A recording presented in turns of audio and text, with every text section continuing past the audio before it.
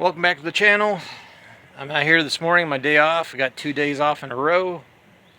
I'm glad today or later on they're supposed to get rain. They were calling for thunderstorms all day, all evening, but I guess it's not supposed to get here until about 7, and then it's supposed to rain the next all day, all night, possibly for the next 2 days, and I'm off tomorrow, so go figure. Anyway, no wonder I can't get half of the shit done. And then if it's not that, it's the extreme heat, and we haven't even got started through summer yet, finishing up with summer yet. So yeah, anyway, bring you up to speed on some stuff.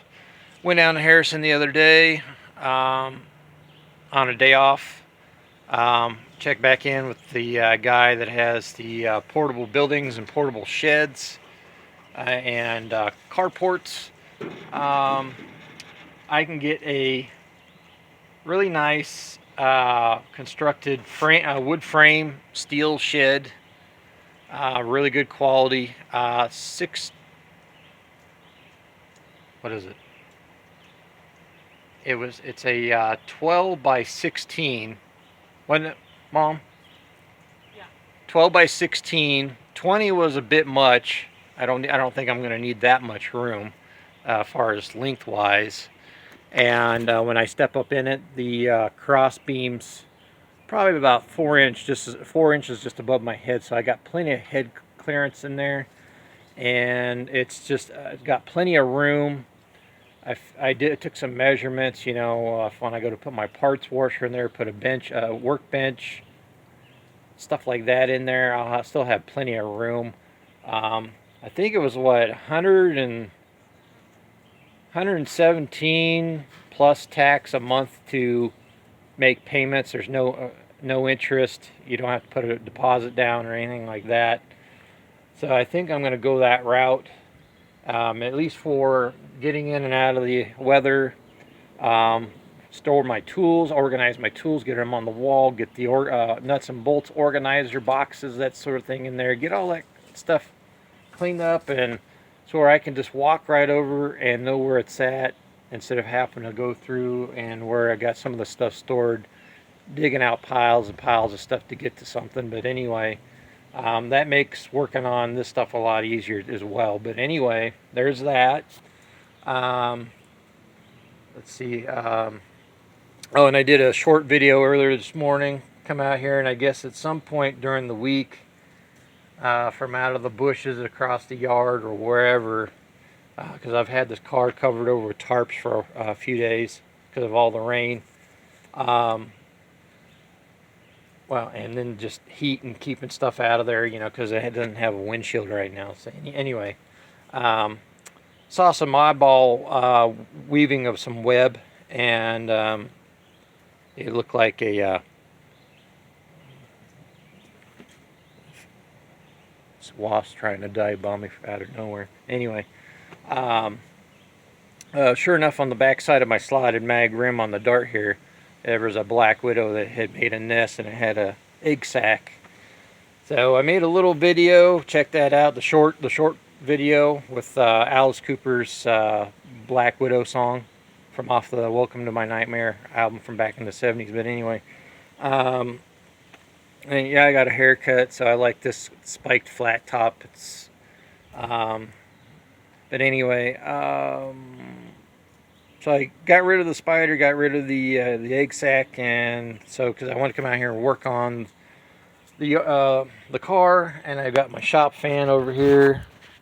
I didn't want to run that while I'm doing a video because it puts out too much noise. But anyway, since I'm running slotted mags, these are 14 by 6 with big bolt pattern. I've got the big bolt pattern Abody rotors and calipers, and then back there is the 15 by 7.5 unilug, but those take the weird inserts. These here have the oval shaped thick washer, the unilug washers that go in there for the studs. Eventually I might end up swapping those out or whatever, but anyway, back to this. So what I'm having an issue with is the top of the caliper on a certain spots on, let's see here, this side right here in, this side here in, rubbing against the rim, and I don't know if you can see it in the photo, in the video here, right there. It's not rubbing too bad, but you don't want it rubbing at all. So, and these have already been cleaned up. I don't want to take any material off of them. But so what I'm doing is, when I had the tire, I got the car up on a 3-ton floor jack, bolted up the rim, got it underneath here, and then took a Sharpie marker and marked right where the back edge of the rim stops on the caliper. And then from there, I did it on both sides here of the caliper, and then from here back, I started grinding back some material, especially through here on these sides and this side over here, because this section right through here is higher, and it goes down kind of like at an angle a little bit. So I grind down some, and then what I do is I got a can of Rust-Oleum flat black paint, and I do a kind of like what you do in auto body. After you've put the primer on, you do the dusting of the top.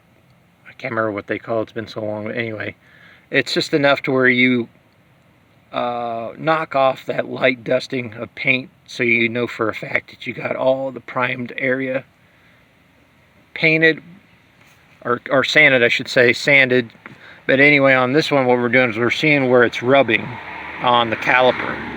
So then what I do is I go back in, and then I grind those spots back down, and I keep going and I keep spraying, and till it's not rubbing on in them spots anymore.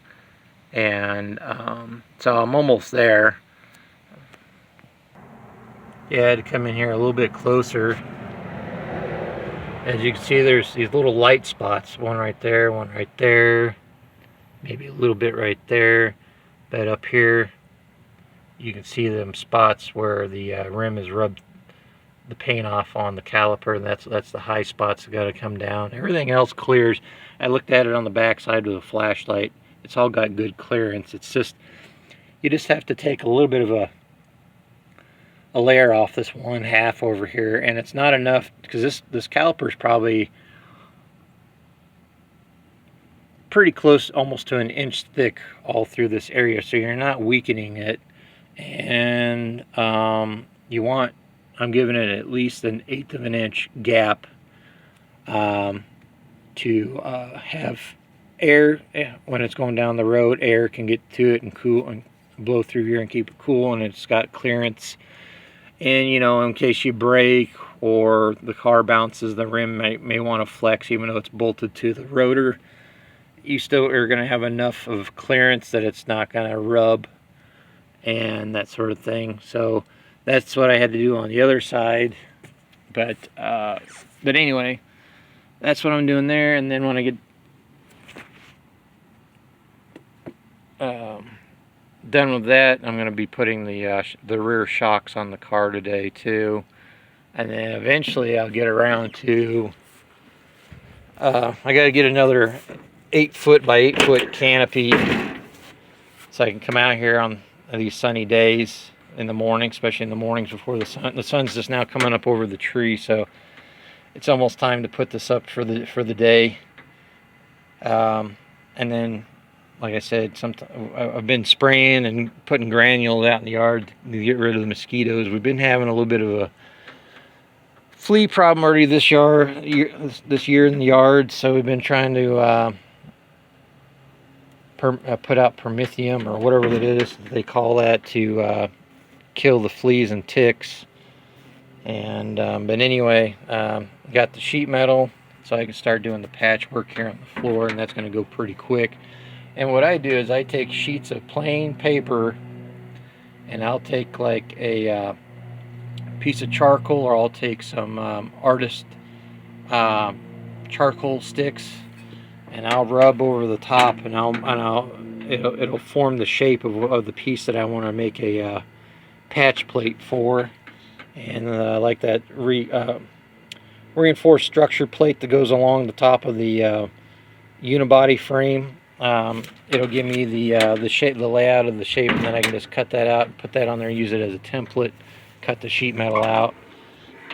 But anyway, there's that. Let me take the old light off of there. There we go. So yeah, I'm going to be taking the slant 6 head back off and putting that restrictor plug in the head to put more oil to all the bearings, whether it be the piston rods, cam bearings, and main bearings. I didn't get to do that. I didn't know about that until after I made the windage tray and all that stuff. So now I got to take that back off and do that. I do want to put the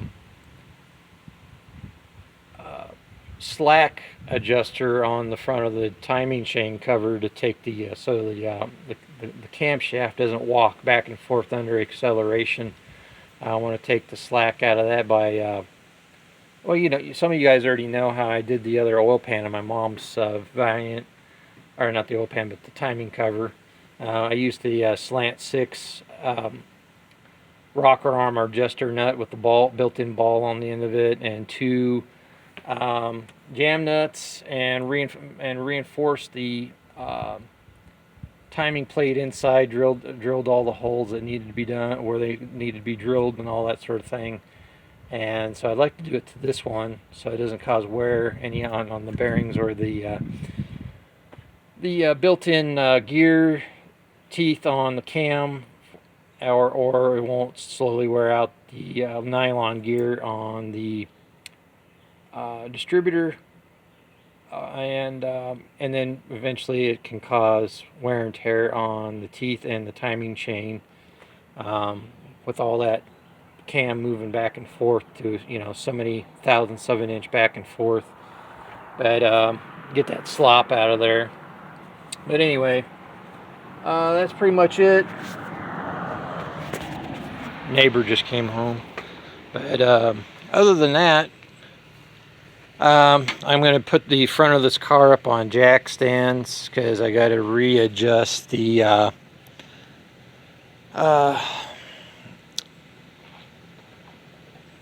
the adjuster for the tie rods and all that stuff. Get that somewhat close to being aligned. And then once I eventually get this car street worthy, take it in. There's a guy in town for 45 bucks that'll line the front end. That's where my mom's truck went and had done. He only charges 40 bucks, but anyway, rambled on long enough. A lot of other odds and ends on the way. Haven't got the sheet metal from the supply place yet. They haven't called me for oh, that's the other thing. Word of mouth advertising for me if you could. I make the 2-part, or I should say 2-piece slant 6 windage trays for these oil pans for these vehicles, these cars. If somebody wants one done for their van or their truck, let me know. You can ship me your pan, and then I'll make the windage tray for you and weld it in for you, and we can talk labor and cost and all that stuff before. Anyway, till next time.